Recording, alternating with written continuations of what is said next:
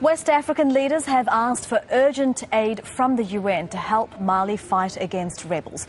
Members of the regional group ECOWAS have held an emergency meeting in Ivory Coast. France's foreign minister has said African nations need to take the lead in the military operation. Guards wearing traditional garb flanked West Africa's leaders as they arrived for talks in Abidjan.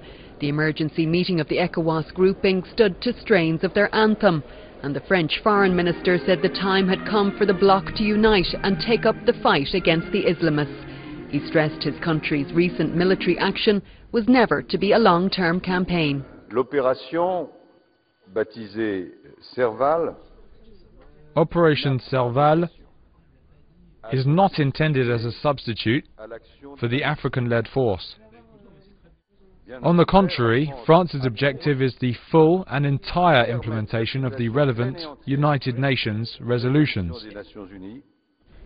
The UN has ratified the deployment of the African-led force with supports, including an EU training mission, and the President of Ivory Coast, current head of ECOWAS, urged other international donors to help end the crisis. The hour has come for greater commitment from major powers and other countries and organizations to this military operation, and to show greater solidarity with France and Africa. Meanwhile, the Malian Prime Minister visited French troops in Bamako on Saturday.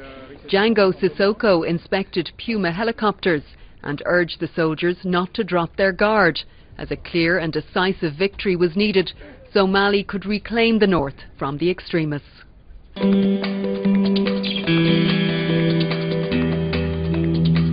Residents of northern Mali have been fleeing south in a refugee crisis that the United Nations is warning could lead to hundreds of thousands of people being displaced. The Islamists have been targeting groups of girls and women to rape them. That's why I left Gao with my daughters and came here. Safety is also a concern in areas outside the insurgents' control. Human Rights Watch has reported abuses by Malian security forces in the central town of Nyono.